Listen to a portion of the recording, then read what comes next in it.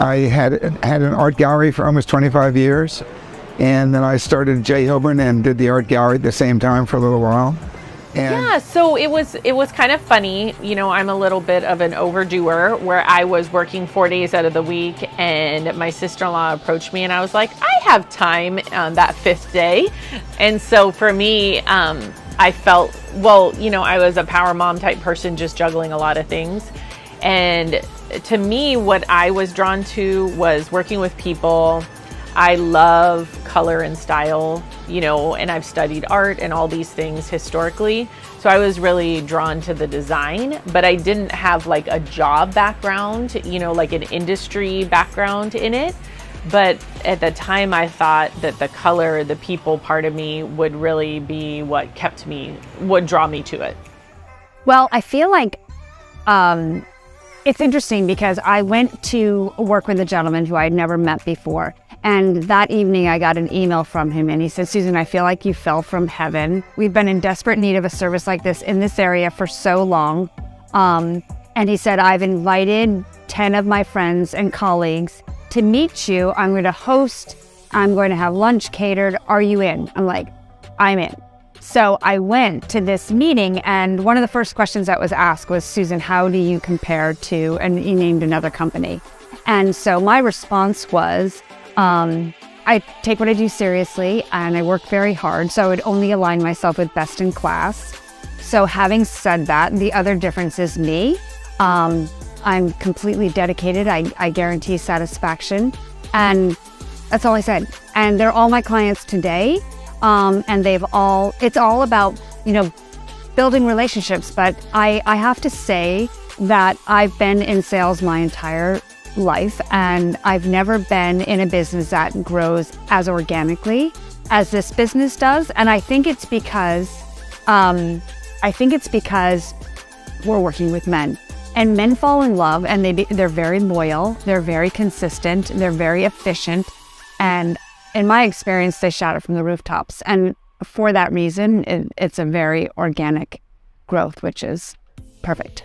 So I'm probably a little different than most of the people that are here on this trip because when I first started, I dove right in and I won the trip to Hong Kong, and which was fabulous. And I was really looking forward to that. And then the pandemic and COVID really changed the world, and that trip was canceled. So I was really very disappointed, but at the same time, grateful that I wasn't going to Hong Kong in the middle of a pandemic. So I really had no expectations, and we hadn't even barely had started the incentive for this trip. And when we were at Summit last year, they announced that both Jan and I, since we both had won the trip, that you were going to extend that offer and allow us to come on this trip and reward us for what we had already earned. So we're probably, I don't know if Jan actually won the trip or not, but I know that unfortunately, I did not have my team totally in place to qualify 100% for this portion of the trip, but I'm very grateful that I'm here. So somebody who really, I think, will appreciate, you know, the confidence. I go back to this 1,000 times, but it's the confidence that I can give them. So it can be a younger guy, a high school kid, or it can be somebody who's much older. It's not a demographic or a dollar amount that they make or anything like that. It's really knowing somebody who will absolutely appreciate what it is that I can do for them. Well, I will say, conference is a lot of fun, and I unfortunately haven't gone in several years. Last year, got COVID 2 days before. It was going to be my first year back after a handful of years, so that was disappointing. I do love that. I love the camaraderie. Even though I have a decent-sized team and a lot of them are in the local area to me, we don't see each other that often. And I feel like, oh, we have to go halfway across the country or all the way to see each other. But that's when you take time to really have that time together and share and maybe be off the clock a little bit. I like the learning, the workshops, and of course the fashion show. Love that. I'm really proud of the business that I've built as a whole. It's just my numbers these days, and that I was able to move from New York to Florida and not really skip a beat in my numbers and make connections and meet new people. And people love what I do for them. They love the service, and it makes me feel good. It makes me feel proud to be a J. Hilburn stylist. The clients love it. I put a smile on their face. It gives me so much joy. Okay, I'm gonna be totally honest with you. Working out of the Dallas studio, every person in that studio said, "Do not open a studio, Sally. You are the last person to open up a studio. The numbers won't work. You're a whirlwind. I'm telling you, they were like, don't do it." And I was thinking, okay, thanks for your feedback. I'm going to think about it. So I moved to Waco. I wasn't moving to Waco to open up a studio. I was moving to Waco to kind of slow down, and then I'd travel back and forth, and I'd start reaching out and getting some clients in Waco. But when I got to Waco, I was like, how are these men in Waco ever going to know about J. Hilburn if I don't open a studio? I mean, it was so clear we needed a studio there. And that's what I think a lot of stylists probably feel in the field, is they're in, this awesome town or city, and there's not a studio, and they're like, we need a studio here, And so when I got there, I thought, I've got to do it. I'm going to check into it. So I had my call with Adam, and I started thinking about it, and I drove around with a realtor, and he was showing me all these retail spaces all over the place. And I would say, how much is that? And he would tell me how much it is. And I was like, I'm not going in. And he'd be like, you don't want to go in? And I'm like, I don't want to go in. I mean, the prices were astronomical. I could not believe it. I was like, maybe I'm not supposed to have a studio. I don't know. But he kept driving me around, and the commitment of signing a lease and doing all these things, it was crazy. And finally I looked at him and I said, that is not something I want to do. I don't want to sign a 5-year lease, a 7-year lease. I don't want to do that. What else do you suggest? And he said, well, I have this old home on 26th Street that you could rent or you could buy. Do you want to see it? And I was like, take me over there. And I went over there and I pulled up and I looked at it and I said, that's where I'm going to open up my studio. And so I just knew that was the right spot. It's in residential and commercial. And it's been a game changer. It's a place to cultivate community. It's a place where I go every day. I'm responsible for it, and I probably work more hours than I ever thought I was going to work or would have worked without a studio. Because I want people to know about it, and I want to market it, and I want it to be amazing. I want it to be a great place where people want to hang out and have fun and love the brand and hear about the brand. And so we have events, and like we're having a Cinco de Mayo party in May. I'm going to be at a graduation, but the new stylists there are going to host their first party out of there. So it's building a culture and a place where people call their own, and men are like, I'm running over to J. Hilburn to do some shopping, So it's been a gift. It's been a gift. The studio has been so much more than I ever thought it could be. And by the way, I am able to manage it. I am able to manage it. And it is, and I can afford it. I think that's a key too. Don't get into something that you can't afford. And then I feel a lot of support. I have a lot of support because I've never run a store like a place before.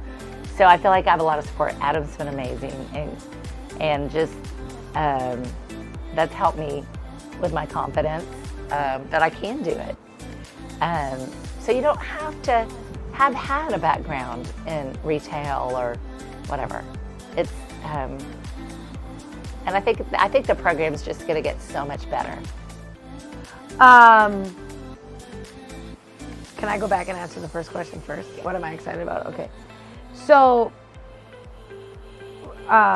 you can cut out whatever you want in this, okay? But, so recently I brought on a stylist, and we brought her on testing this new concept of being like a virtual stylist and saying, okay, can someone come on and not necessarily have their social immediate network, but be given a list of clients that were past clients that no longer have a stylist? They don't have anybody.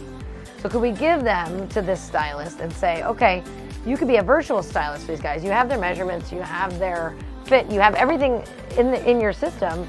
If they want to reorder some shirts, they can reorder some shirts from you. So that fear factor of like, oh my God, I have to ask my friend to come in. Like, could we remove that and still have a very successful stylist opportunity, right?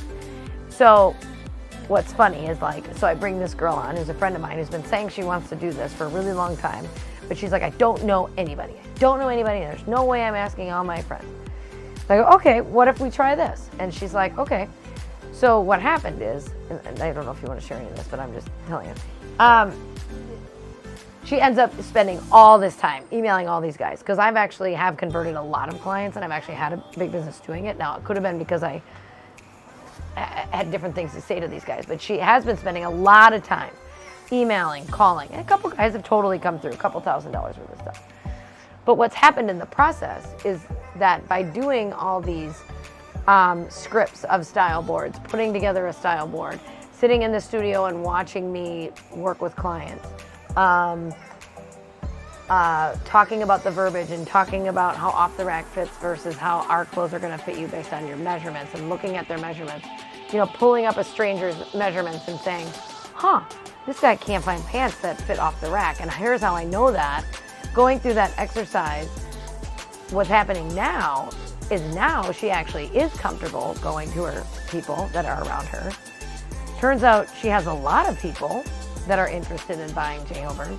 And now through this exercise of her reaching out to complete strangers and getting to know the verbiage and what we talk about and what we're excited about, now she all of a sudden has the confidence to go talk to the people that she didn't think she had the confidence to go talk to.